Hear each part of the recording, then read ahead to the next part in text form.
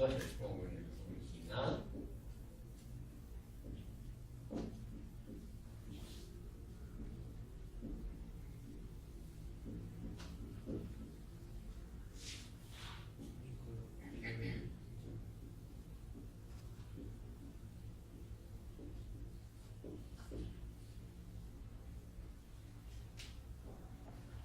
No lo vamos a tratar como un político muy exitoso. Él fue lo que ahora podríamos llamar ministro de Relaciones Exteriores de la República de Florencia. Tampoco vamos a ahondar en su obra de historiador.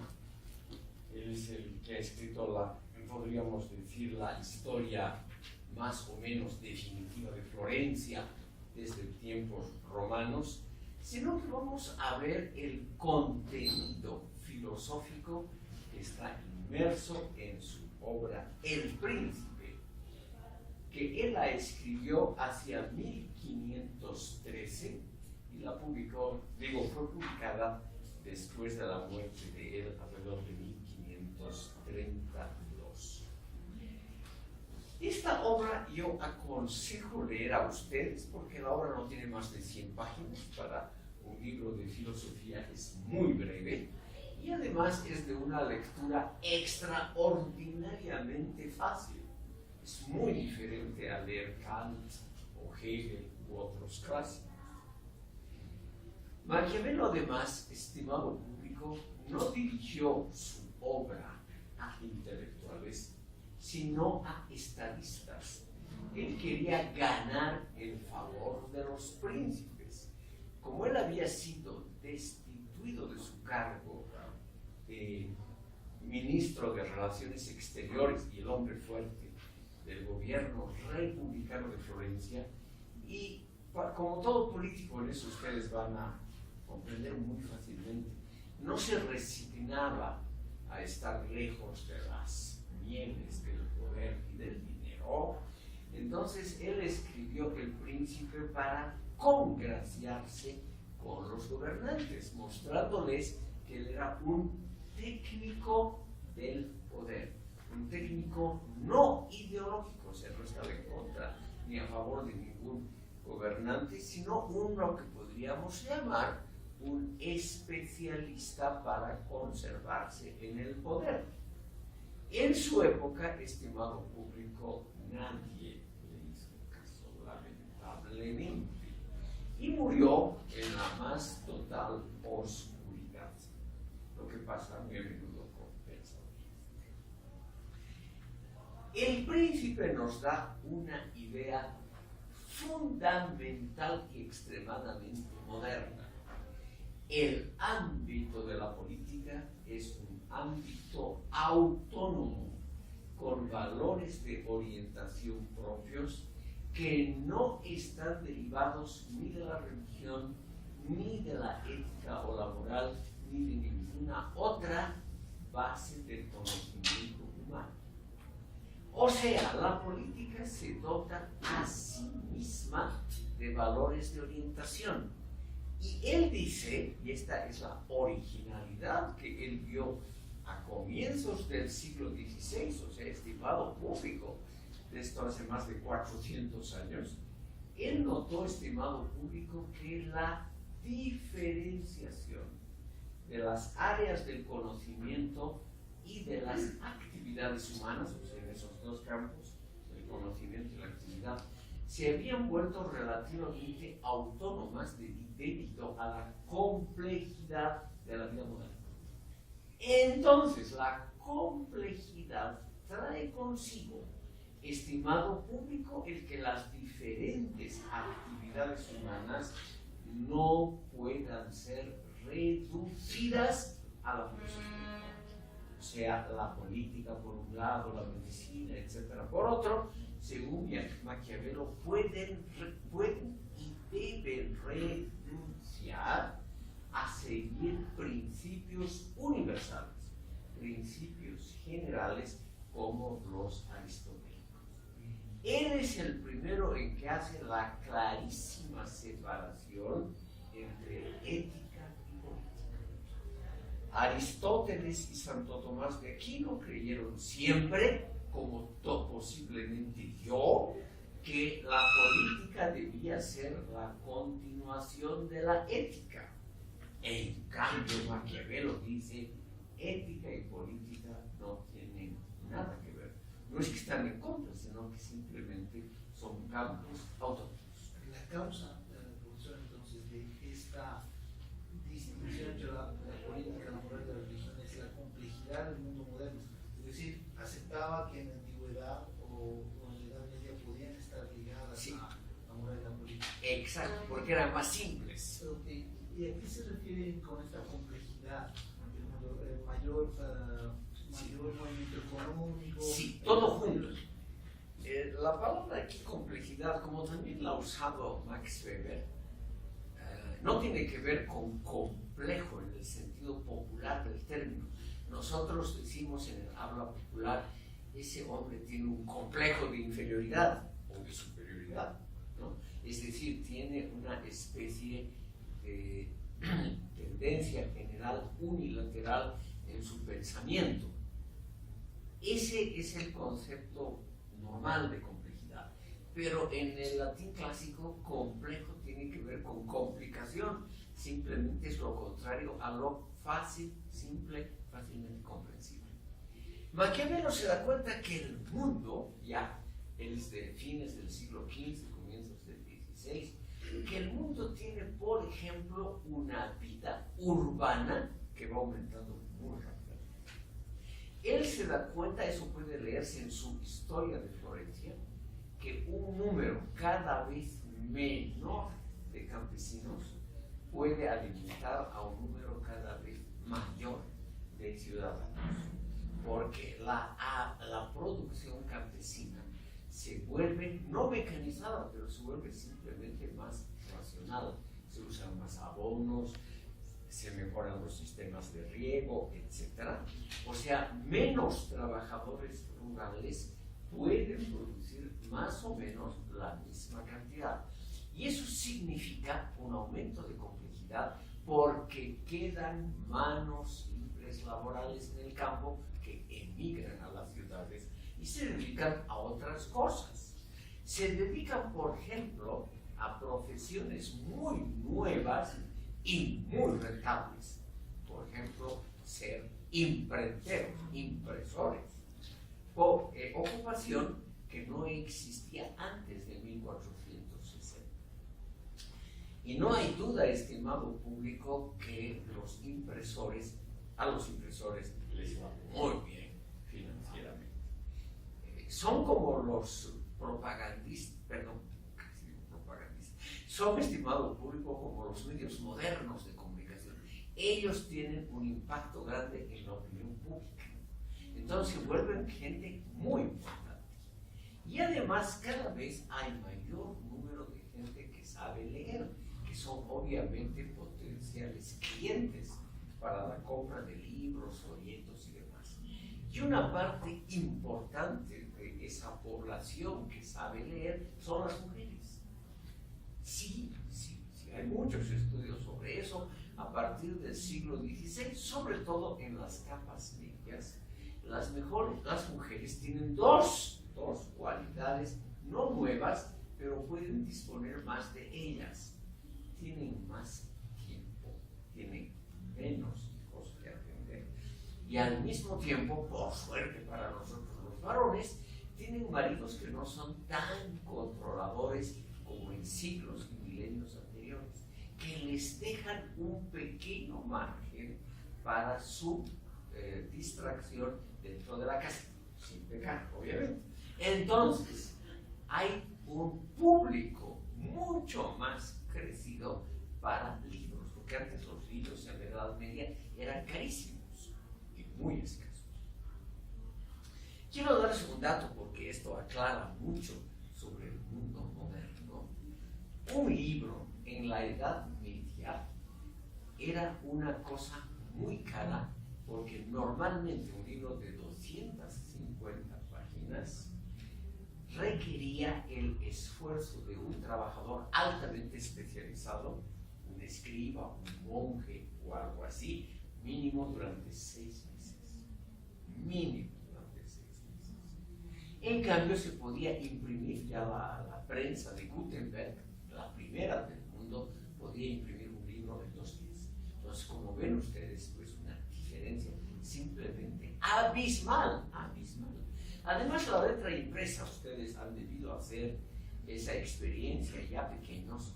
La letra impresa se lee mucho más fácilmente que la letra manuscrita. La letra manuscrita muchas veces hay que imaginarse qué es lo que quiere decir la persona que escribe. En cambio, la letra impresa es homogénea, de la primera a la última página, la A está escrita en la misma forma. Es mucho más simple la lectura. Luego, con el nacimiento de la imprenta, viene algo muy favorable para nosotros, muy favorable. En la Edad Media, por ejemplo, hay varios estudios que se han hecho, sobre todo en Francia, porque era el país más adelantado, más rico, etcétera, y donde más se vendía libros. En Francia, en París, durante la Edad Media, con una población más o menos similar, de 600.000 habitantes, como en el siglo XVI y ha entrado el Renacimiento, habían seguramente unas 500 personas que podían ser calificadas de intelectuales como nosotros, profesores, estudiantes y vagos que tenían tiempo para leer. Claro, vagos ricos que tenían tiempo para leer. A partir de 1600, esa cifra, y se nota por la venta de libros, se multiplica por 10. Hay más de 5.000 personas en París que compran libros, que se dedican a labores de enseñanza, intelectuales, discusiones y demás. Poco a poco, además, se establecen algunas instituciones informales que ayudan muchísimo. Por ejemplo, los cafés regentados por damas ricas. Esa notable institución que la vamos a ver ahora. Vamos a ver el desarrollo de la cultura occidental como una cultura que ha tenido 2 o 3 elementos que han existido en otras. La tertulia ha existido en todas las culturas, pero en forma más institucionalizada y libre, ¿no? Aparte de la tertulia, o sea, el café tradicional, está, por ejemplo, el teatro, que no todas las culturas han tenido teatro. El teatro, por ejemplo, es algo que nunca ha existido en la cultura islámica. Pueden ver ustedes un hermoso relato de Jorge Luis Borges. Él trata de mostrar cómo Averroes, es claro ficción, trata de traducir la palabra teatro al árabe porque no hay un equivalente, no existe.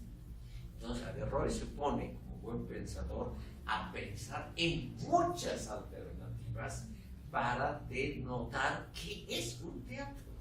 Entonces el teatro, el café y otras instituciones han ayudado a esta expansión de nuestro gremio, de los intelectuales.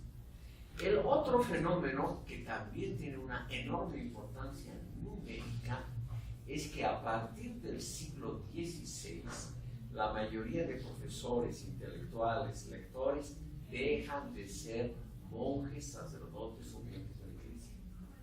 Porque antes, si hemos visto en eso, no sé si ustedes me han prestado atención,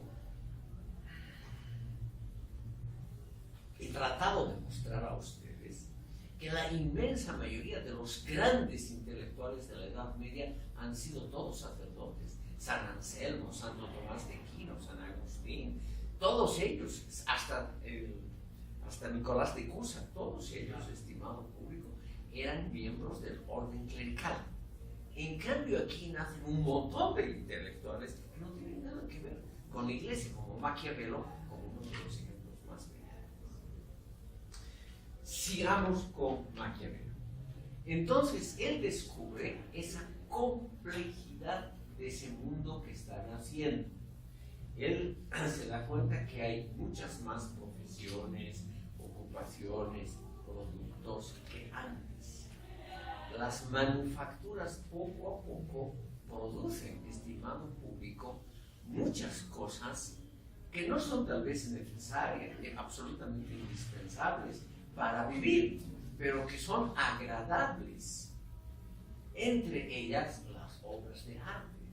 El comercio y la ocupación con arte se expande enormemente en el siglo XVI y los artistas, este es un dato muy interesante para la filosofía de la historia, los artistas se convierten en individuos que ya no son meros artesanos autónomos, sino que son intelectuales libres.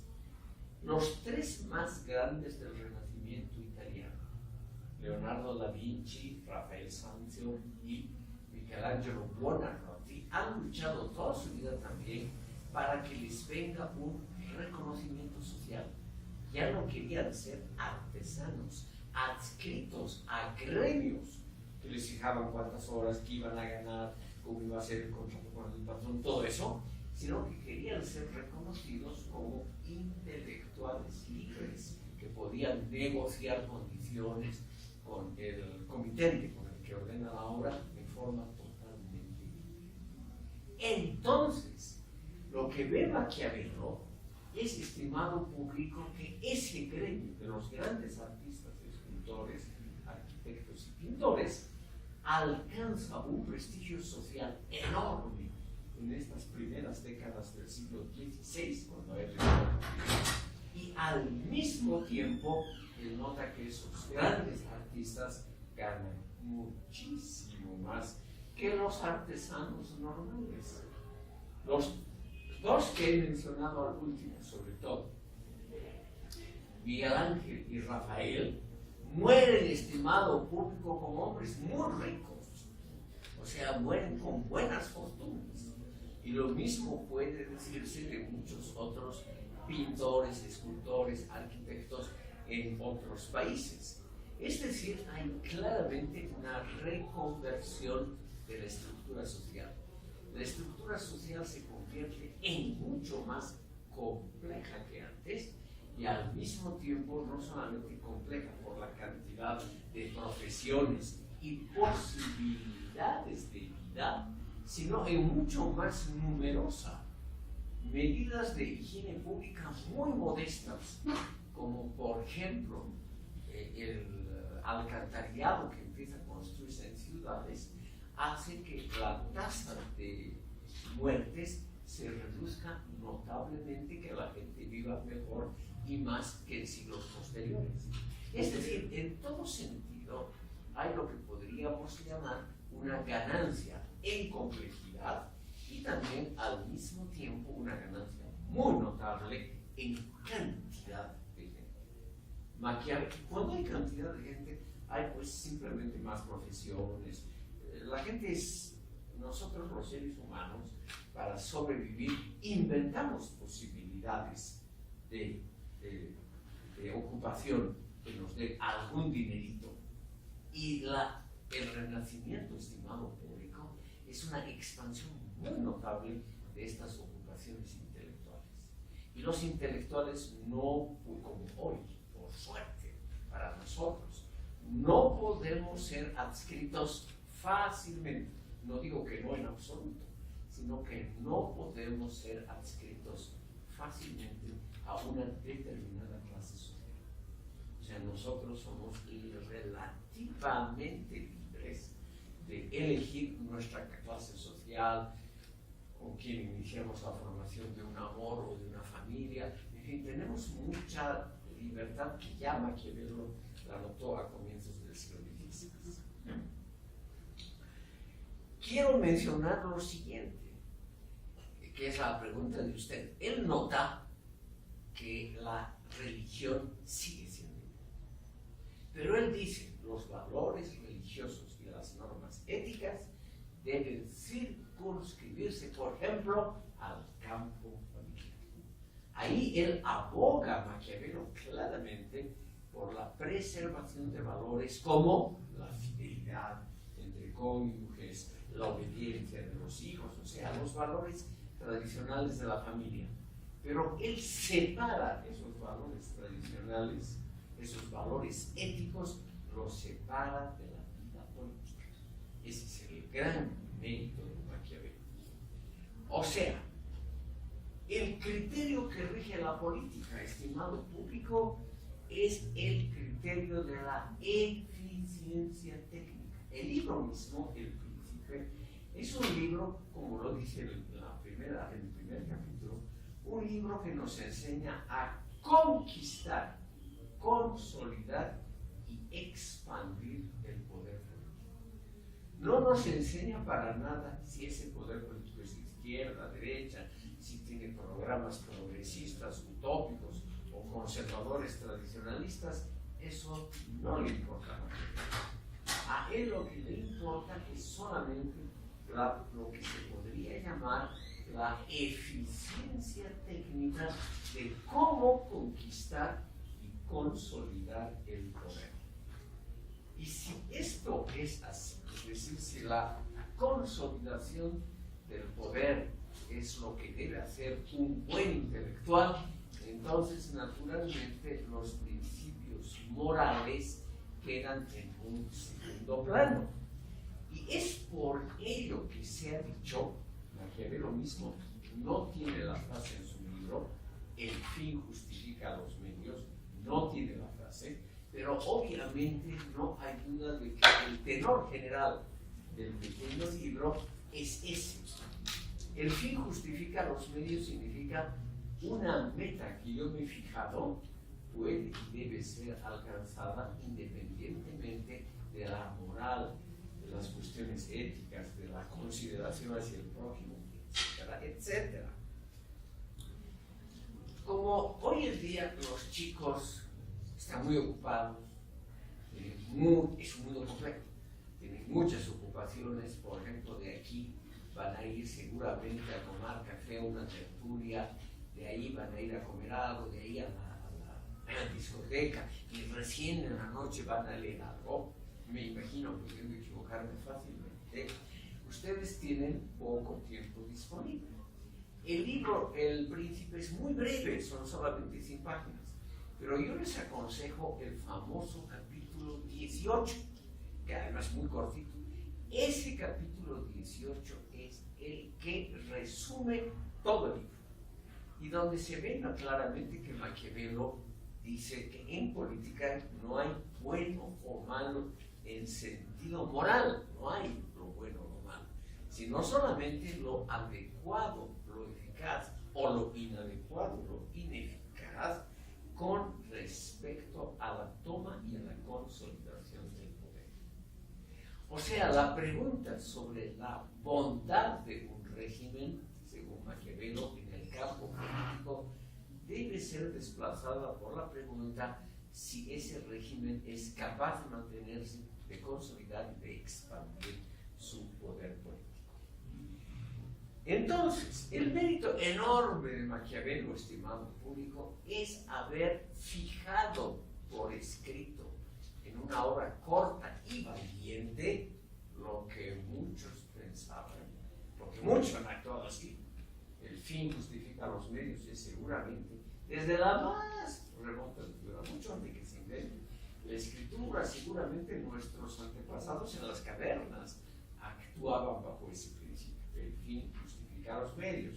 Con tal de tener yo mi alimento cotidiano, hago cualquier cosa, o con tal de alcanzar una pequeña meta política, hago cualquier cosa. Seguramente ha sido lo usual a lo largo de toda la historia de la humanidad. Pero nadie se atrevió a decir que así debe ser.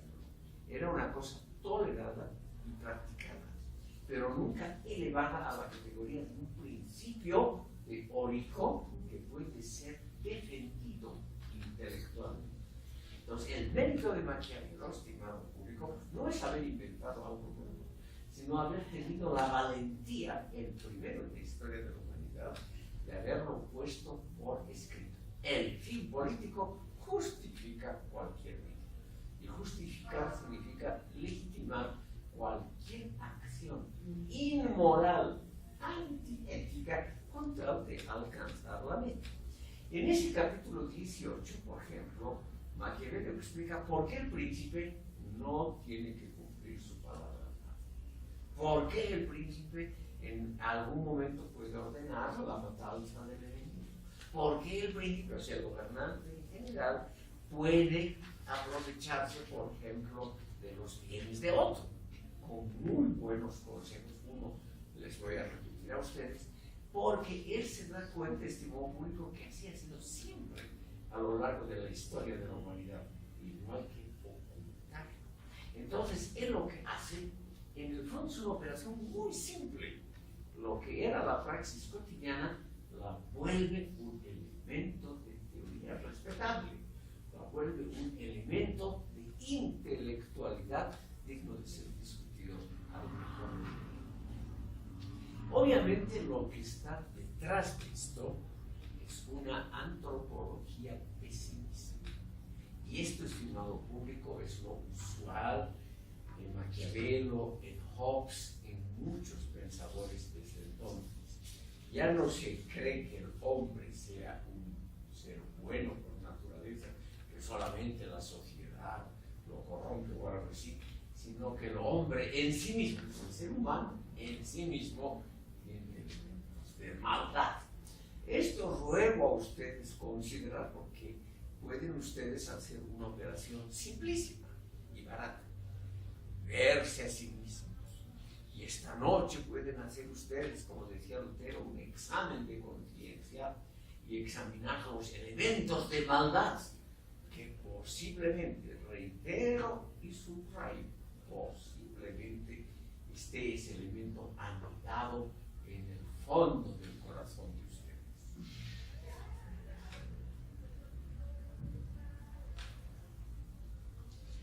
Lo que quiere Maquiavelo en el fondo, y por eso escribe este libro, es que lo vuelvan a contratar, porque él quiere asegurar un elemento moderno, una administración pública eficiente que con un número muy reducido de funcionarios y soldados pueda cumplir las mismas funciones que antes. Antes, estimado público, las Fuerzas Armadas de todos los países europeos tenían que emplear a una enorme cantidad de vagos provenientes de las capas empobrecidas de la nobleza, o dentro de las familias aún ricas. La nobleza siempre, hasta hoy, por ejemplo, en la Gran Bretaña, tiene una costumbre muy sana: solo uno hereda, el resto tiene que buscarse la vida. Se le dan ayudas, se le paga la educación, pero los bienes principales pasan a una sola persona, al primogénito. Y el resto se busca la vida. Entonces, antes de darle la palabra a usted, en general, los miembros menores, o sea, los que no era el primogénito que iba a heredar las tierras, se dedicaban a la iglesia, al ejército, al servicio público. Y como cada vez, hay más gente, evidentemente los ejércitos estaban totalmente llenos de una capa inútil de oficiales. Entonces Maquiavelo, que era un hombre eminentemente práctico, como él había sido ministro, diríamos ahora, y había organizado milicias, él sabía perfectamente que una milicia bien entrenada, con oficiales elegidos no por su origen social, sino por su talento técnico, que una milicia así iba a ser muchísimo menor en número, es decir, más barata que un ejército clásico tradicional. Y es el éxito, sin duda, de Maquiavelo el que hizo, estimado público, que Florencia se duplicó en territorio bajo la época de Maquiavelo. Ciudades muy importantes que durante siglos habían sido estados independientes, como Pisa, Siena y muchas otras, pasaron a ser meras dependencias del Estado florentino. Muchas, Arezzo y otras. Entonces Maquiavelo, hombre muy observador, se dio cuenta que un ejército técnico, dirigido por hombres inteligentes formados en la eficiencia, no en el origen social, etc., podían costar mucho menos al Estado y ser mucho más eficientes. Lo mismo en todos los campos de la administración pública. Entonces, lo que él propone a sus lectores es: aquí tienen ustedes un experto, yo puedo organizar el Estado de ustedes mucho mejor, mucho más eficientemente, si ustedes me contratan y siguen mis consejos técnicos, independientemente del carácter ideológico del Estado. Señor.